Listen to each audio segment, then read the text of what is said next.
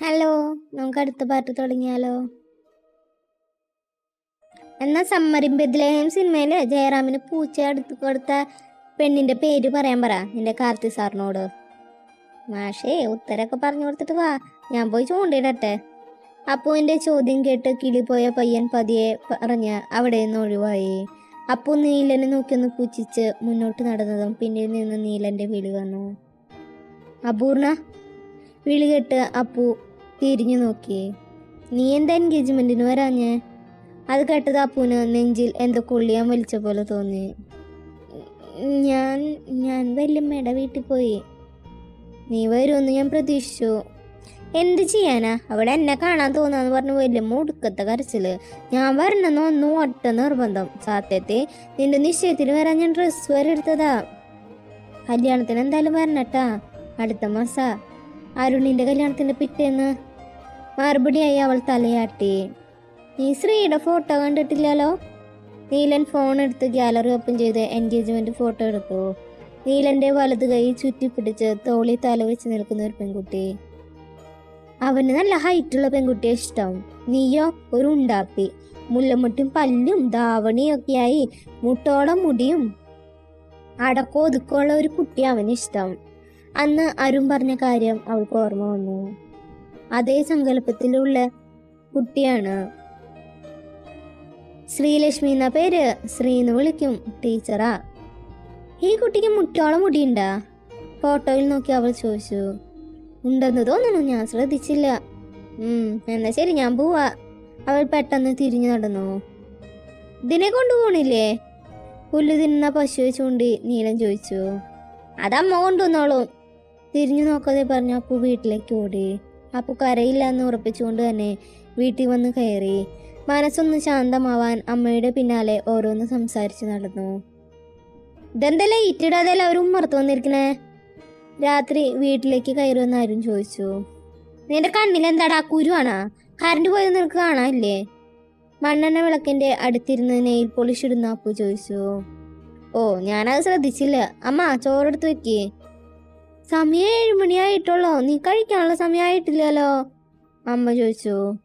7 മണിയായിട്ടുള്ളോ? വെറുതെ അല്ല വിശക്കാത്തെ. ഞാൻ പോയി കുളിക്കട്ടെ. നീ പണി കഴിഞ്ഞു വന്ന് കുളിച്ചിട്ടല്ലേടാ ക്ലബിലേക്ക് പോയേ? പിന്നെന്തിനാ വീണ്ടും കുളിക്കണേ? ആണോ? എന്നാ ഞാനൊന്ന് കിടക്കട്ടെ. ഈ ചെറുക്കന് ഇതെന്താ പറ്റിയാവോ? അരുണാകത്തേക്ക് പോയി നോക്കി അമ്മ പുറപുറത്തു. സംതിങ് ഫിഷി അമ്മ, എവിടെ എന്തോ ഉണ്ടായി പോണക്കുണ്ട്. എന്നാ കുറച്ചു നേരം മൂക്കടച്ചു പിടിച്ചോ, മാറിക്കോളും. അല്ലെങ്കിൽ അമ്മയ്ക്ക് അമ്മയുടെ പുന്നാര മകനെ കുറ്റം പറഞ്ഞ ഇഷ്ടമല്ലോ. നീ ഇത് എത്ര തവണയടി നഖത്തിൽ പെയിന്റ് അടിക്കണേ? ഇത് ഇടുക കളയാ വല്ല അസുഖവും പിടിക്കും പെണ്ണേ. ഈ ലോകത്ത് നെയിൽ പോളിഷ് ഇട്ട അസുഖം വന്ന് മരിച്ച എത്ര പേരമ്മയ്ക്കറിയാം? എൻ്റെ അച്ഛൻ്റെ പൈസ കൊണ്ട് ഞാൻ വാങ്ങിയതല്ലേ. ഞാൻ ഇടാതിരിക്കാതെ എൻ്റെ ഇഷ്ടം.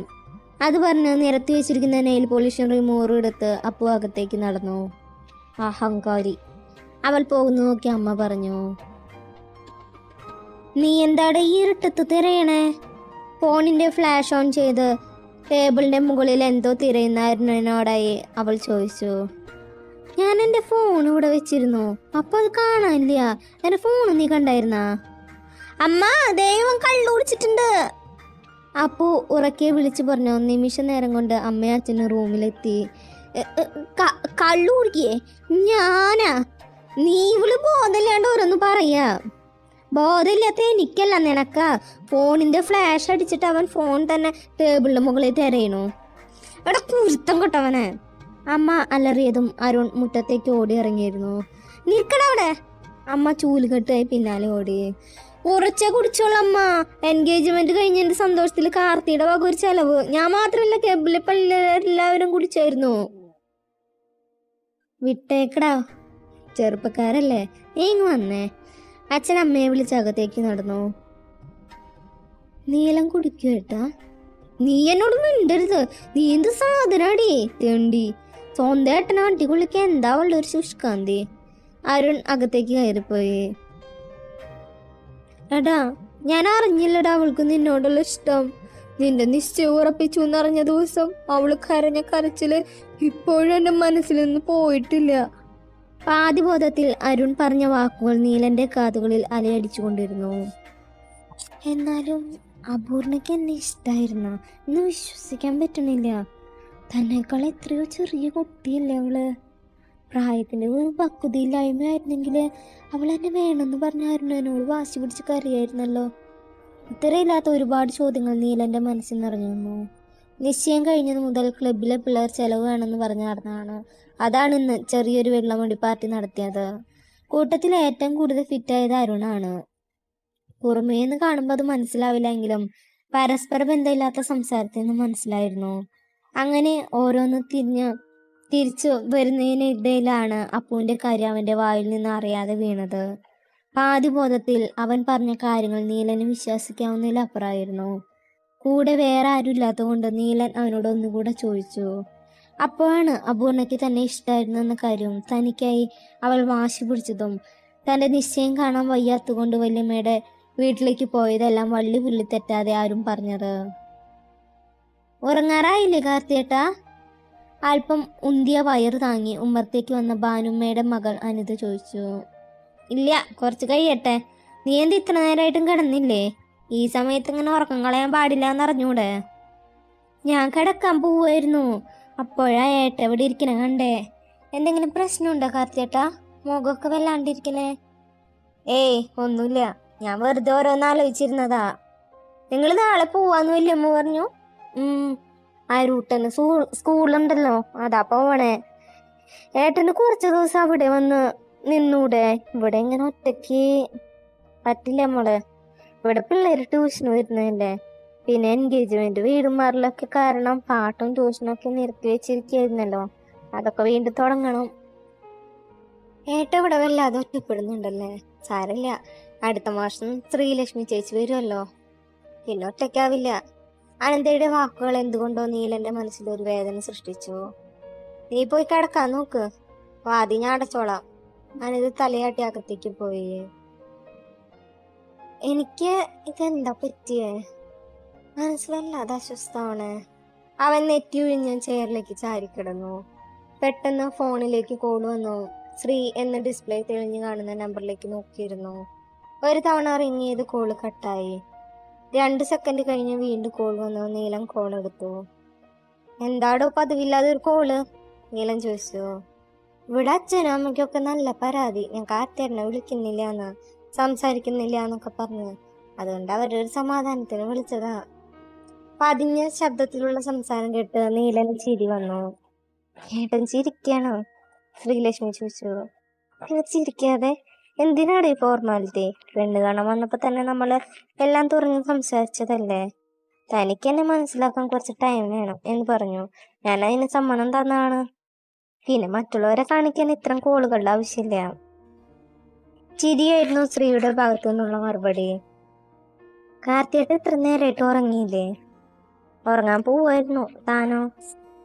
എനിക്ക് കുറച്ച് ആൻസർ ഷീറ്റ് നോക്കാനുണ്ടായിരുന്നു, അത് കഴിഞ്ഞിട്ട് വേണം കിടക്കാൻ. നീലനൊന്ന് മൂളി. പിന്നെ കല്യാണ സാരി എവിടെ നിന്ന് എടുക്കണേന്ന് മുത്തശ്ശി ചോദിച്ചു. ഞാൻ കാർത്തിയേട്ടനോട് ചോദിച്ചിട്ട് പറയാന്ന് പറഞ്ഞു.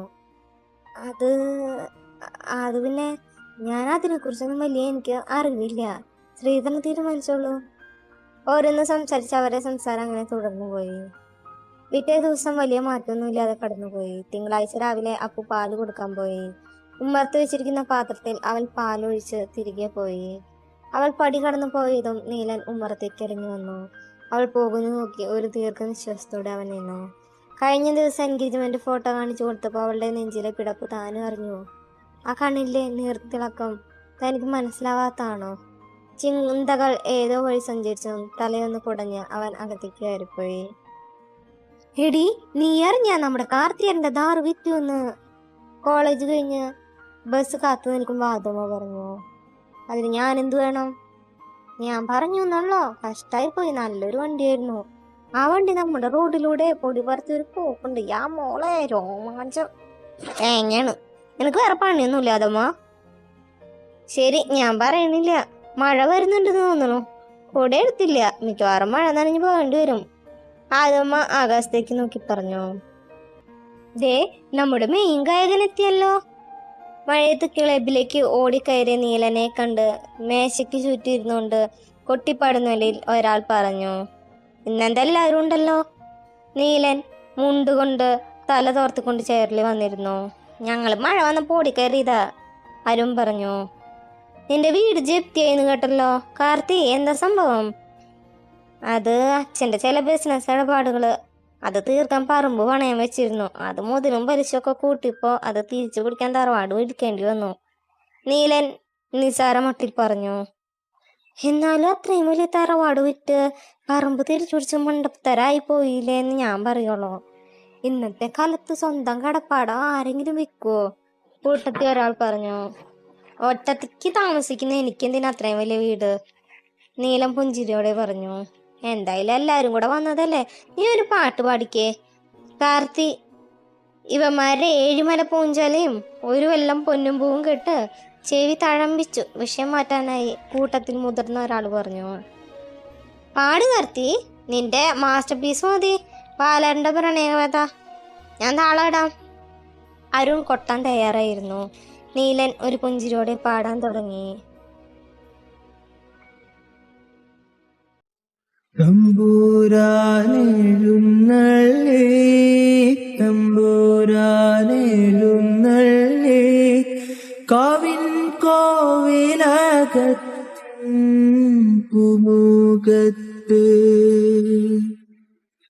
കാലൊച്ച കേട്ട നേരം തമ്പൂരാൻ മെല്ലെ നോക്കി ആരില്ലെന്നു തരം ബാക്കിയായി.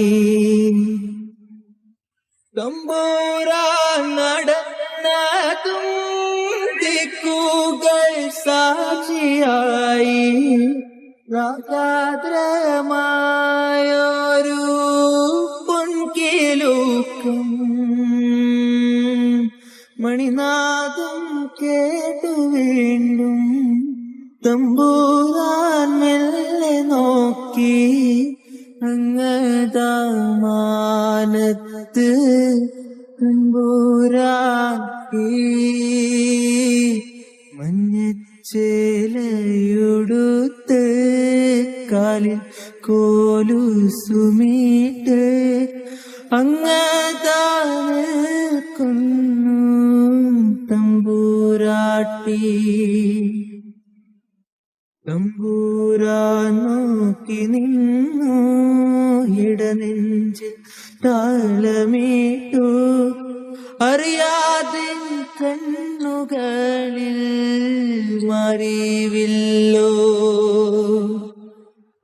അഞ്ജനമിഴികളോ കാതിലെ കടുക്കനോ നിന്നുന്ന പുഞ്ചിരിയോ മെയ്യഴകോ പൊന്നിൻ ചിലങ്ക വീണു കാലം നീലച്ചു നിന്നു തമ്പൂരാൻ മാറിലാഴ്ത്തി തൻ പ്രാണനേ. ഒപ്പം അവന്റെ മനസ്സിലേക്ക് പാട്ടുപാടിയപ്പോൾ ഒഴുകിയെത്തിയ കരിമിഴികൾ തെളിഞ്ഞു വന്നു. ആ കണ്ണുകളുടെ ഉടമയെ മനസ്സിലായതും കണ്ണടച്ച് പാടിക്കൊണ്ടിരുന്ന നീലൻ പിടപ്പോടെ കണ്ണു തുറന്നു. അതേ മുഖം തന്നെ തൻ്റെ കൺമുന്നിൽ നിൽക്കുന്നത് കൊണ്ട് ഒരു നിമിഷം അവൻ നിശ്ചലനായി. നിന്നോട് പലതവണ പറഞ്ഞിട്ടുണ്ട് അപ്പൂ കൂടെ എടുക്കാതെ പോവരുതെന്ന്. ആകെ ചോറും വെള്ളം മാത്രമേ കൊണ്ടുപോകുള്ളൂ, കൂട്ടത്തിൽ ആ കൂടെയും കൂടെ എടുത്തു വെച്ചൂടെ?